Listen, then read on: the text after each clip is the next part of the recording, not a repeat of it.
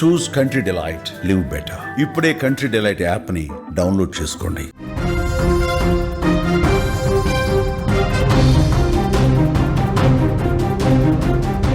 మళ్ళీ తెలంగాణకు భారీ వర్ష సూచన. మొన్నటి వరకు భారీగా వర్షాలు పడ్డాయి. మోంతా తుపాను తీరాన్ని దాటి తన బీభత్సాన్ని చూపిస్తోంది. ఇంకా ఏపీలో తన ప్రతాపాన్ని చూపించినటువంటి మోంతా ఇప్పుడు తెలంగాణపై ప్రతాపాన్ని కంటిన్యూ చేస్తోంది. తెలంగాణలో మోంతా తుపాను ఎఫెక్ట్ వల్ల రాష్ట్రం మొత్తం కూడా అల్లకల్లోలంగా మారింది. రైతులు, లోతట్టు ప్రాంతాల వాళ్ళు భారీగా నష్టపోయారు. వాగులు, వంకలు దాటే మార్గంలో చాలామంది మరణించారు. అంతేకాకుండా భారీగా పంట నష్టం కూడా జరగడంతో రైతులు కన్నీరు పెట్టుకుంటున్నారు. ఇదిలా ఉంటే మళ్ళీ బంగాళాఖాతంలో మరొక అల్పపీడనం ఏర్పడుతుందని వాతావరణ శాఖ హెచ్చరిక జారీ చేయడంతో అధికారులు మళ్ళీ అప్రమత్తమవుతున్నారు. ఈ ప్రభావంతో ఇవాళ రేపు తేలికపాటిగా వర్షాలు కురుస్తాయి. నవంబర్ నెల మొదటి వారంలో మళ్ళీ తెలుగు రాష్ట్రాలలో భారీగా వర్షాలు పడే అవకాశం ఉందని వాతావరణ శాఖ హెచ్చరిక జారీ చేయడంతో ప్రజలు భయపడుతున్న పరిస్థితుంది. తెలంగాణ రాష్ట్రంలో నవంబర్ 4న బంగాళాఖాతంలో అల్పపీడనం ప్రభావంతో వర్షాలు కురిసే అవకాశం ఉంది.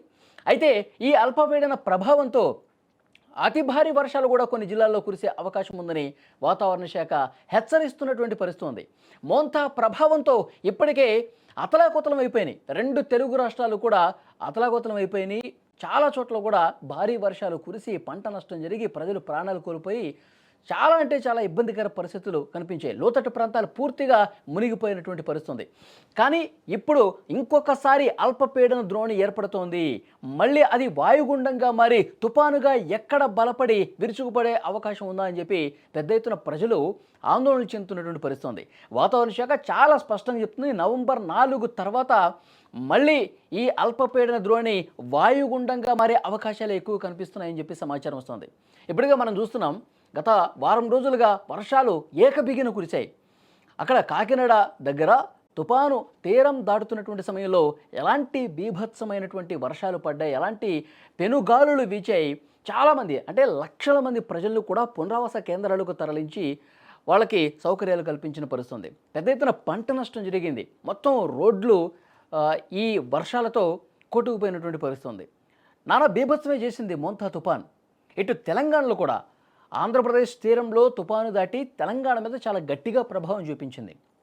వరంగల్, నల్గొండ, మహబూబాద్, ఖమ్మం ఈ ప్రాంతాలు మొత్తం కూడా ఎఫెక్ట్ అయినటువంటి పరిస్థితి ఉంది. పెద్ద ఎత్తున లక్షల ఎకరాల్లో పంట నష్టం జరిగిన పరిస్థితి ఉంది. లోతట్టు ప్రాంతాలు పూర్తిగా కాలనీలు జలమయమైపోయి ఇళ్లలోకి వాటర్ ఇచ్చిన పరిస్థితి. సో డెఫినెట్గా మళ్ళీ వర్ష సూచన వాతావరణ శాఖ చేయడంతో ఈ తుపాను గండం మళ్ళీ ఏమైనా పొంచుకొస్తుందా అని చెప్పి ప్రజలంతా కూడా భయపడుతున్న పరిస్థితుంది. ఇప్పుడు ఆ వరద ప్రభావిత ప్రాంతాల్లో అధికారులు పర్యటిస్తూ ఉన్నారు. అధికారులు ఎంత నష్టం వస్తుందో అంచనా వేస్తున్నారు. తెలంగాణలో అయితే పంట నష్టం తీవ్రంగా జరిగింది. నిన్న తుమ్మల నాగేశ్వరరావు గారు కూడా చాలా స్పష్టంగా చెప్పారు, 4.5 లక్షల ఎకరాలకు పైగా పంట నష్టం జరిగింది. చాలామంది వరి ధాన్యం మొత్తం కూడా డ్రైనేజీలో కలిసిపోయి ఇబ్బంది పడ్డ పరిస్థితుంది. పూర్తిగా ధాన్యం తడిసిపోయినటువంటి పరిస్థితుంది. ఇంకా మాకు జీవితం చాలా కష్టంగా మారుతుంది, మమ్మల్ని ఆదుకోండి అని చెప్పి అధికారులు కాళ్ళు పట్టుకున్నటువంటి పరిస్థితులు ఆ వీడియోలు కూడా మనం చూసాం. ఇంకా ఇప్పుడిప్పుడే కుదురుకుంటా ఉన్నారు. రైతులైతే సర్వస్వం కోల్పోయారు. పశు సంపద కూడా కోల్పోయినటువంటి పరిస్థితి. పాడి పశువులు ఈ వరదలో మునిగిపోయి కొట్టుకుపోయిన పరిస్థితి. 16 మంది ఈ వాగుల్లో కొట్టుకుపోయి చనిపోయిన పరిస్థితి. చాలా కుటుంబాల్లో ఈ మోంతా తుపాను ప్రభావం అనేది ఆ కుటుంబాలను పూర్తిగా నాశనం చేసినటువంటి పరిస్థితి. సో డెఫినెట్గా వర్షాలంటేనే భయపడే పరిస్థితి ఉంది. వాతావరణ శాఖ మరొక హెచ్చరిక జారీ చేసింది. 4 తర్వాత మళ్ళీ వర్షాలు పడే అవకాశం ఉంది. తెలంగాణలో చాలా జిల్లాల్లో భారీ వర్ష సూచన ఉంది. ఇది వస్తున్నటువంటి సమాచారం. సో డెఫినెట్గా ఇటు ఆంధ్రప్రదేశ్ ప్రభుత్వం, తెలంగాణ ప్రభుత్వం నష్టపరిహారం అందించడంలో భాగంగా అధికారులను క్షేత్రస్థాయిలో పర్యటనలకు పంపిస్తూ ఉన్నారు. నిన్న వరంగల్లో కావచ్చు, హైదరాబాద్లో కావచ్చు, చాలా చోట్ల కూడా ముఖ్యమంత్రి రేవంత్ రెడ్డి గారు, మంత్రులు అందరూ కూడా ఆ ప్రాంతాల్లో పర్యటించి ప్రజలకు భరోసా ఇచ్చే ప్రయత్నం చేస్తున్నారు. తడిసినటువంటి ప్రతి ధాన్యపు గింజను కూడా ప్రభుత్వమే కొంటుందని చెప్పి భరోసా ఇచ్చిన పరిస్థితి ఉంది. పత్తి కావచ్చు, మొక్కజొన్న కావచ్చు, వరి ఈ రైతులందరినీ కూడా డెఫినెట్గా ప్రభుత్వం ఆదుకుంటుంది. ఎకరాకు 10,000 రూపాయలు ఇచ్చి ఆదుకుంటుందని చెప్పి కొంతలో కొంత ఉపశమనం కలిగించే పరిస్థితి ఉంది. కానీ మూలిగే నక్క మీద తాటిపండు పడే విధంగా ఇంకొకసారి భారీ వర్షాలు ఉన్నాయని చెప్పి వాతావరణ శాఖ హెచ్చరిక జారీ చేయడంతో ఇంకా మేము అసలు ఇక్కడ ఉండాలా ఉండొద్దా, మా ఇళ్ళన్నీ కూడా వదిలేసుకుని పోవాలా, ఇలాంటి పరిస్థితులు ఎందుకు వస్తున్నాయని చెప్పి వాళ్ళు కొంత ఆవేదనతో రైతులు ప్రజలు మాట్లాడుతున్న పరిస్థితుంది. ఆ రోజు మనం వరంగల్లో కూడా చూసాం, హన్మకొండలో చూసాం, మొత్తం ఎక్కడికక్కడ పెద్ద ఎత్తున జలదిగ్బంధంలో పట్టణాలన్నీ కూడా ఉన్నటువంటి సిచ్యువేషన్ ఉంది. అటు ఆంధ్రప్రదేశ్లో కూడా తీర ప్రాంత జిల్లాలు ప్రకాశం కావచ్చు, బాపట్ల కావచ్చు, ఎన్టీఆర్ జిల్లా కావచ్చు, కాకినాడ, కోనసీమ ఇవన్నీ కూడా బాగా ఎఫెక్టెడ్.